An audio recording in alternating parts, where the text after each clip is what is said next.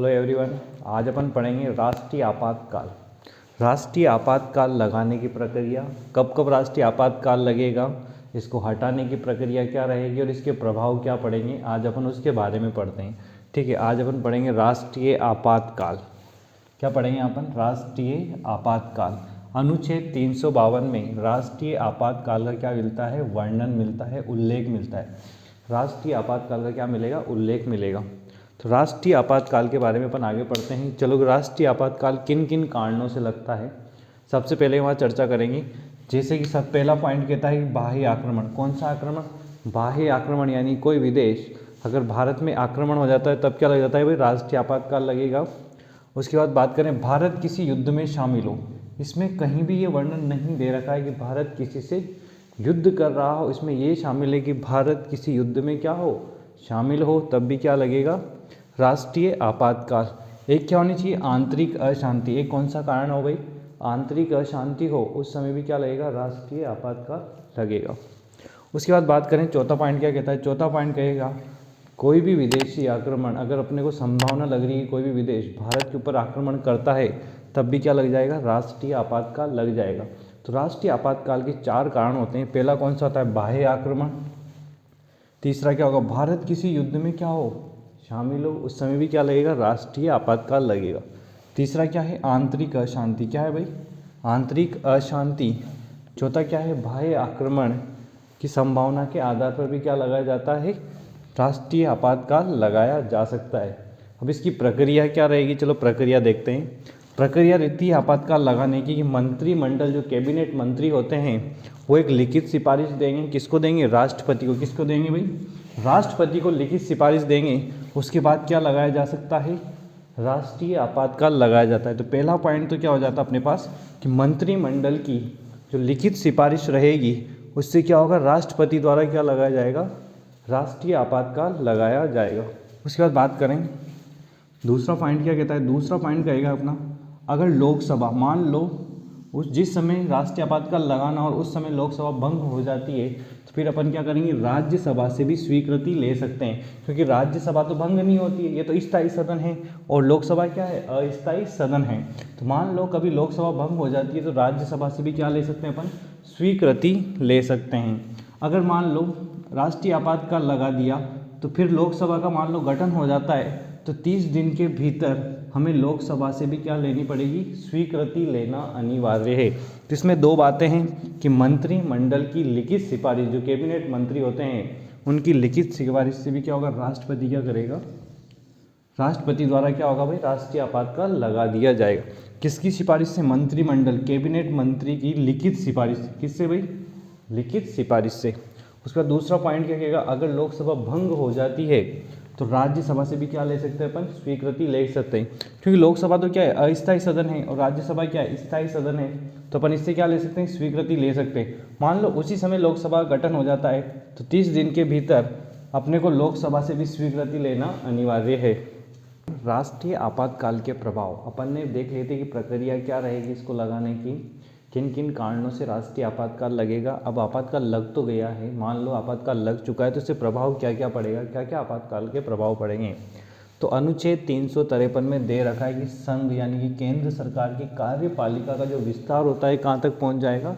राज्य सरकार तक। यानी कि राज्य सरकार की कार्यपालिका पर राज्य का कोई कंट्रोल नहीं रहेगा। वहाँ पर किसका कंट्रोल आ जाएगा? फिर केंद्र सरकार का वहाँ पर क्या आ जाएगा? कंट्रोल आ जाएगा। यानी कि सारी सत्ता, सारा जो भी कुछ भी देखेगा, विधि या प्रशासन की जो कुछ भी कानून, नियम, विधेयक, वो सब किसके कंट्रोल में रहेंगे? कार्यपालिका के कंट्रोल में रहेंगे।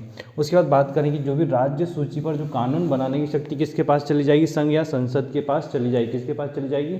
संसद के पास। जो भी राज्य सूची के जो विषय हैं जिस पर राज्य कानून बनाता है, वो फिर उस समय राज्य कानून नहीं बनाएगा, फिर वो कौन बनाएगा? उस समय संसद जो है कानून बनाएगा। इसमें और क्या होगा? जो लोकसभा होती है वह विधानसभा का कार्यकाल कितने वर्ष तक बढ़ा दिया जाता है? 1 वर्ष तक क्या कर दिया जाएगा? कार्यकाल बढ़ा दिया जाएगा। किसका? लोकसभा व विधानसभा का। कब बढ़ा दिया जाएगा? जब राष्ट्रीय आपातकाल लगेगा उस समय लोकसभा विधानसभा का कार्यकाल 1 वर्ष तक क्या कर दिया जाएगा? बढ़ा दिया जाएगा। और अनुच्छेद 358 क्या कहता है? जब भी राष्ट्रीय आपातकाल लगेगा जो अपना अनुच्छेद 19 होता है मौलिक अधिकार का, अनुच्छेद 19 स्वतंत्रता का अधिकार, ये स्वतः क्या हो जाएगा, निलंबित हो जाएगा। क्या हो जाएगा, जैसे ही राष्ट्रीय आपातकाल लगेगा वैसे ही अनुच्छेद 19 क्या हो जाएगा, स्वतः ही निलंबित हो जाएगा।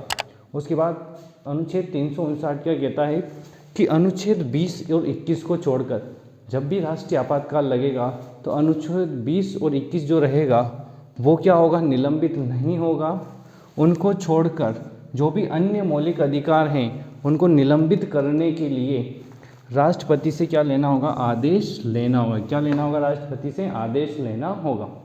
तो ये है अपने राष्ट्रीय आपातकाल के प्रभाव। क्या प्रभाव है, संघ सरकार, केंद्र सरकार की कार्यपालिका का विस्तार कहाँ तक हो जाएगा, राज्य तक हो जाएगा। यानी कि राज्य की कार्यपालिका पर राज्य का कंट्रोल नहीं रहेगा, उस समय किसका कंट्रोल रहेगा, केंद्र सरकार का कंट्रोल रहेगा।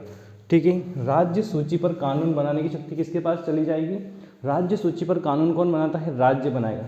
जब राष्ट्रीय आपातकाल लगेगा तब राज्य सूची पर कानून कौन बनाएगा, तब कानून बनाएगा संसद बनाएगा। कौन बनाएगा, संसद कानून बनाएगा। उसके बाद बात करें तो 358 क्या कहता है, जो अपना मौलिक अधिकार में अनुच्छेद 19 है स्वतंत्रता का अधिकार, जब भी राष्ट्रीय आपातकाल लगेगा तो स्वतः ही क्या हो जाएगा, निलंबित हो जाएगा। भारत में राष्ट्रीय आपातकाल कब कब लगा है, तो भारत में जो है राष्ट्रीय आपातकाल 3 बार लग चुका है। कितनी बार लग चुका है, 3 बार। सबसे पहले बात करते हैं सन 1962 में। कब लगा है, 1962 में। क्यों लगा, इसका कारण क्या रहा, तो कारण रहा भारत व चीन युद्ध। क्या कारण रहा इसका, भारत और चीन युद्ध। यानी कि अपन ने पढ़ा भी था कि राष्ट्रीय आपातकाल कब लगता है, बाह्य आक्रमण तब होगा, तब क्या लगेगा भाई, राष्ट्रीय आपातकाल लगा। यहाँ पे बाह्य आक्रमण, चीन क्या कर रहा है, बाह्य आक्रमण कर रहा है, उस समय क्या लगा दिया जाएगा, राष्ट्रीय आपातकाल। जब भारत और चीन के बीच में युद्ध चल रहा था, कब चला ये, 1962 में, उस समय भी क्या लगा दिया गया था, आपातकाल लगा दिया गया था। उस समय राष्ट्रपति कौन थे, तो उस समय राष्ट्रपति थे डॉक्टर सर्वपल्ली राधाकृष्णन। कौन थे भाई, डॉक्टर सर्वपल्ली राधाकृष्णन। और प्रधानमंत्री की बात करें तो कौन है, पंडित जवाहरलाल नेहरू। कौन था प्रधानमंत्री, पंडित जवाहरलाल नेहरू।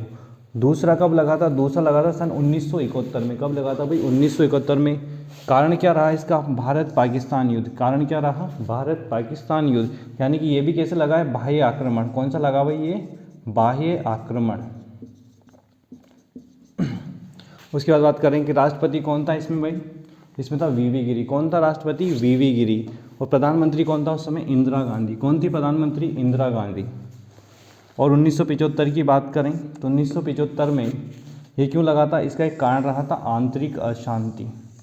इसमें इंदिरा गांधी ने क्या करा था, लोगों को पकड़ पकड़ के कहाँ डलवा दिया, जेल में। कहाँ डलवाया था भाई, जो भी इनके खिलाफ जो भी बोल रहा था उनको पकड़ पकड़ के कहाँ डलवा दिया, जेल में। इसलिए इंदिरा गांधी ने कौन सा लगाया था, आंतरिक अशांति के नाम से राष्ट्रीय आपातकाल लगाया था। उस समय राष्ट्रपति कौन था, फखरुद्दीन अली। कौन था भाई, फखरुद्दीन अली। तो अपने भारत में 3 बार राष्ट्रीय आपातकाल लगा है, जिसमें से 2 कारण कौन से रहे हैं, बाह्य आक्रमण के। एक कारण कौन सा रहा है, आंतरिक अशांति। बाह्य आक्रमण की बात करें सबसे पहले कब लगा, 1962 में। किस कारण से, भारत और चीन युद्ध के कारण से। दूसरा बात करें तो कब लगा था, 1972 में। कारण क्या रहा इसका, पाकिस्तान भारत युद्ध। तीसरे की बात करें तो इसका कारण क्या था, आंतरिक अशांति। ये किसने लगवाया था, इंदिरा गांधी ने लगवाया था। ठीक है। उस समय राष्ट्रपति कौन था, फखरुद्दीन अली।